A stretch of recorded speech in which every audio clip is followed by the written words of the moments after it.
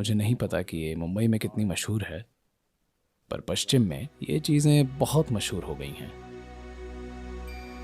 कोई आपसे कहता है इस पल में जियो, कोई आपसे कहता है बस छोड़ दो सब ठीक हो जाएगा।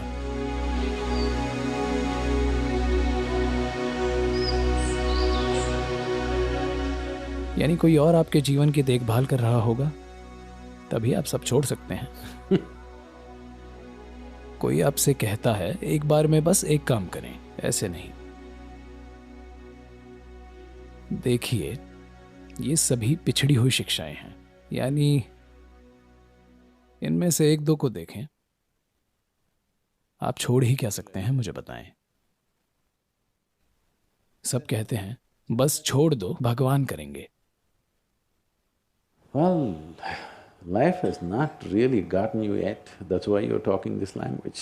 खैर, जीवन ने अभी तक आपको झकझोड़ा नहीं है, तभी आप ऐसी भाषा बोल रहे हैं। आप सपनों की दुनिया में जी रहे हैं। जब जीवन वाकई झटका दे, तब आपको पता चलेगा कि आप कुछ छोड़ नहीं सकते, आपको मैनेज करना होगा। आज आप अपना बिजनेस छोड़ दें, देखें क्या होता है, या कुछ नौटंकी करके देखें। आज गाड़ी चलाते समय बस छोड़ दें। लगता है कई लोग छोड़ चुके हैं। बस छोड़ कर देखिए, या तो आप मरेंगे या कोई और। अब ये लोकप्रिय शिक्षाएं जो दुर्भाग्य से लोकप्रिय हो गई हैं, इन्होंने मानवता को बड़े पैमाने पर बिगाड़ा है। मुझे मुझे हाल ही में अमेरिका में एक समूह मिला। वे कट्टर इसी पल में जियो वाले लोग थे। मैं आपसे पूछ रहा हूं, क्या आप कहीं और हो सकते हैं? मुझे कहीं और रहकर दिखाइए प्लीज।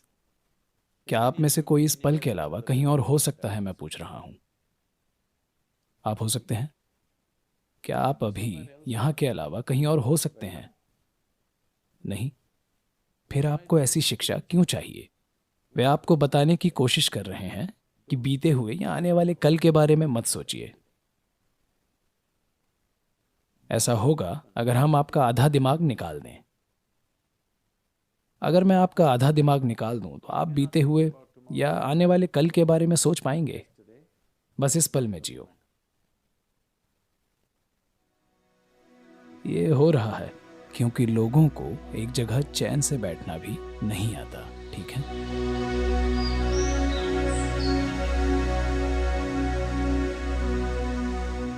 तो लोग ऐसे उपाय खोज रहे हैं। शंकरन पिल्लई ने अमेरिका में एक फार्मेसी खोली, और एक दिन उसे कोई काम था, कोई छोटा काम जो उसे करना था। तो उसने अपने किशोर बेटे से कहा, प्लीज 1 घंटे के लिए दुकान की देखभाल करो, मैं आता हूं। लड़के ने कहा, कोई बात नहीं डैड। तो वो बाहर गया। 1 घंटे बाद वो वापस आया। जब वो वापस आया तो दुकान के सामने एक आदमी था जो खंबे को गले लगाकर खड़ा था। उसकी आंखों की पुतलियां ऊपर चढ़ रही थीं और वो बिल्कुल पागल लग रहा था। शंकरन ने उसे देखा कि वो आदमी दुकान में जाना चाहता है या दुकान से आ रहा है, कुछ पता नहीं। तो उसने उसे देखा और अंदर जाकर अपने बेटे से पूछा, वो आदमी कौन है जो इस तरह खंबे को गले लगा रहा है? क्या वो हमारा कस्टमर है? लड़के ने कहा, हाँ डैड, वो हमारा कस्टमर है। तुमने उसे क्या दिया? ओह, उसे काली खांसी थी, तो मैंने उसे जुलाब की दवाई दी और उसे यहीं पर गोलियां खिला दी, सारी गोलियां। उसने कहा, क्या काली खांसी के लिए तुमने उसे जुलाब की दवाई दी? क्यों? अरे डैड, उसे देखिए, क्या अब उसमें खांसने की हिम्मत है?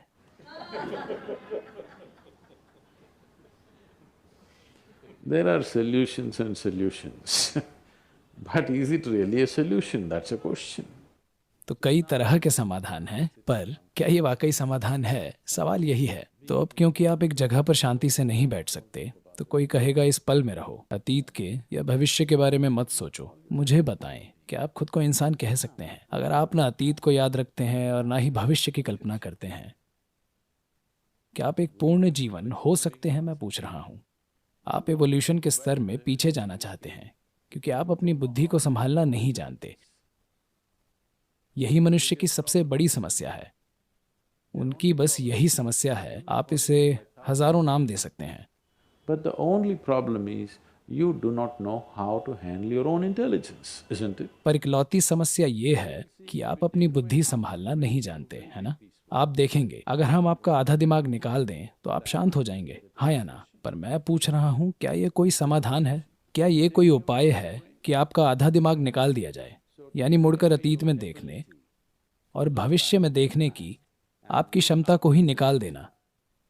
अगर आप ये क्षमता हटा दें तो शायद आप शांत हो जाएंगे, पर इससे क्या हासिल होगा? मुझे पता है कि आज कई लोग ये बातें कर रहे हैं।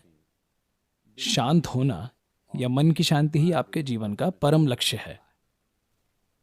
यहाँ तक कि ये नाम के आध्यात्मिक शिक्षक और लीडर्स भी कह रहे हैं, मन की शांति ही परम लक्ष्य है।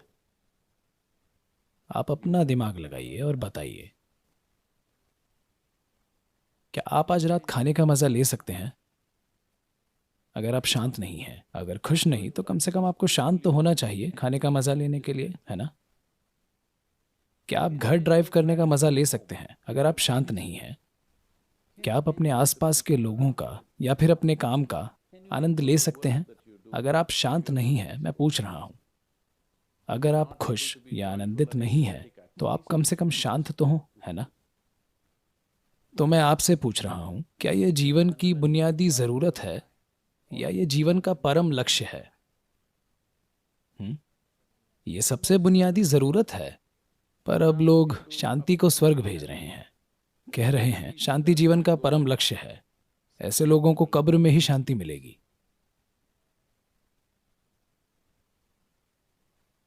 जो चीज आपको नहीं मिलती वो एक स्वर्ग की चीज बन जाती है। आज आप शांति कहें तो लोग कहते हैं दिव्य शांति। आप प्रेम कहें तो लोग कहते हैं दिव्य प्रेम। आप आनंद कहें तो लोग कहते हैं दिव्य आनंद। मनुष्य इस सब के काबिल है ना? शांत रहना, खुश रहना, प्रेममय होना, आनंदित होना, ये सभी इंसानी गुण हैं, हाँ या ना? अगर आप चाहें तो आप शांत हो सकते हैं, आप प्रेमपूर्ण और आनंदित हो सकते हैं, पर इन सभी चीजों को स्वर्ग में एक्सपोर्ट किया जा चुका है।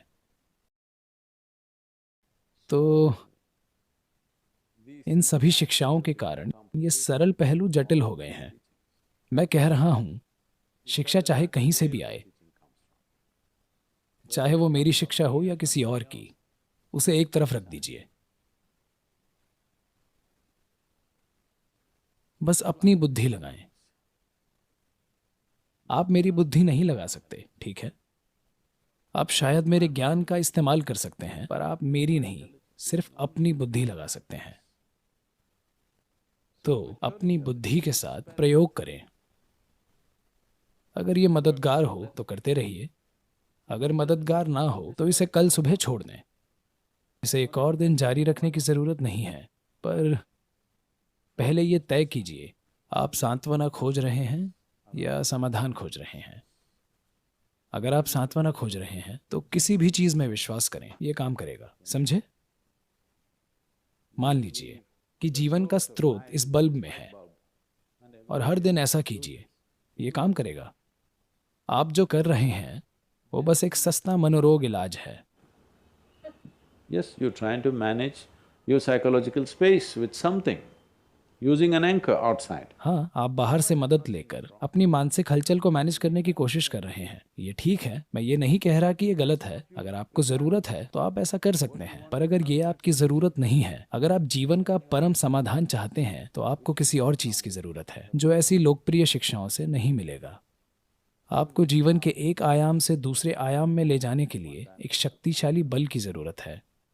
तो जब ऐसी जरूरत महसूस हो, जब ऐसी तड़प हो, तभी आपको अध्यात्म की तलाश करनी चाहिए, वरना बस कुछ कर लीजिए, पहाड़ पर चढ़ जाइए, ये काम करेगा। मैं बता रहा हूँ, आपका आत्मविश्वास बढ़ जाएगा। हाँ, पहाड़ पर चढ़ें, समुद्र में तैरें, ये सब चीजें आपके आत्मविश्वास को मजबूत बनाएंगी। या किसी चीज में विश्वास करें, पर आप हासिल क्या करना चाहते हैं, आपकी जरूरत क्या है, ये आपको ही देखना होगा। क्या आपको परम तत्व जानना है, या आप सिर्फ अपने मानसिक नाटक को मैनेज करने की कोशिश में हैं? सबसे पहले आपको ये फर्क करना होगा। पर आपके मानसिक नाटक को सिर्फ अंदर से ही मैनेज किया जा सकता है। शायद आप मानते हो कि आप बाहर से मदद ले रहे हैं, पर वाकई आप सिर्फ भीतर से ही मैनेज कर सकते हैं, क्योंकि ये वो भूत है जिसे आप बनाते हैं। आप इसे बाहर से नहीं मार सकते।